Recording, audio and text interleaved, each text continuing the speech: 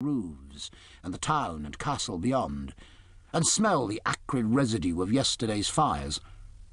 That shadow and stink had hung like a pall over Shrewsbury for almost a month, while King Stephen stamped and raged in his camp beyond the castle foregate, the one dry-foot way into the town, unless he could get possession of the bridges. And William FitzAlan, within the fortress, held on grimly, keeping an anxious eye on his dwindling supplies, and left the thundering of defiance to his incorrigible uncle, Arnulf of Hesdin, who had never learned to temper valour with discretion. The townspeople kept their heads low, locked their doors, shuttered their shops, or, if they could, made off westwards into Wales, to old, friendly enemies less to be feared than Stephen.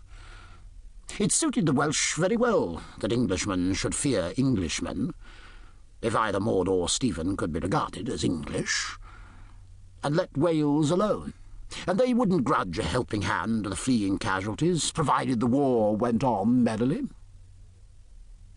Cadfael straightened his back and mopped the sweat from a tonsured scalp burned to the colour of a ripe hazelnut, and there was Brother Oswald the almoner, bustling along the path towards him, with skirts flapping, and propelling before him by the shoulder a boy of about 16, in the coarse brown cot and short summer hose of the countryside, bare-legged but very decently shod in leather, and altogether looking carefully scrubbed and neat for a special occasion.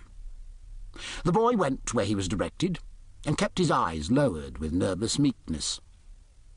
Another family taking care to put its children out of reach of being pressed for either side, thought Cadfael, and small blame to them. Brother Cadfael, I think you have need of a helper, and here is a youngster who says he's not afraid of hard work. A good woman of the town has brought him in to the porter, and asked that he be taken and taught as a lay servant. Her nephew from Hencourt, she says, and his parents dead. There's a year's endowment with him. Prior Robert has given leave to take him, and there's room in the boys' dortoir. He'll attend school with the novices, but he'll not take vows unless he himself comes to wish it. What do you say? Will you have him? Cadfael looked the boy over with interest, but said yes without hesitation, glad enough to be offered someone young, able-bodied, and willing. The lad was slenderly built, but vigorous and firm on his feet, and moved with a spring. He looked up warily from under a cropped tangle of brown curls, and his eyes were long-lashed and darkly blue, very shrewd and bright. He was behaving himself meekly and decorously, but he didn't look intimidated. "Very heartily I'll have you," said Cadfael, "if you'll take to this outdoor work with me. And what's your name, boy?" "Godric, sir," said the young thing, in a small, gruff voice, appraising Cadfael just as earnestly as he was being appraised. "Good then, Godric. You and I will get on well enough.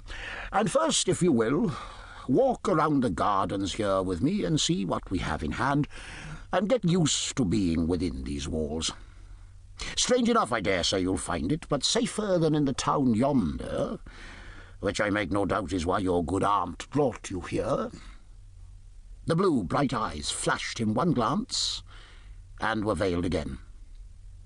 "See you come to vespers with Brother Cadfael," the almoner instructed, "and Brother Paul, the master of the novices, will show you your bed and tell you your duties after supper. Pay attention to what Brother Cadfael tells you, and be obedient to him as you should." "Yes, sir," said the boy virtuously.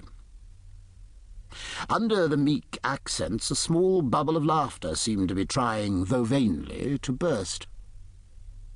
When Brother Oswald hurried away, the blue eyes watched him out of sight, and then turned their intent gaze upon Cadfael.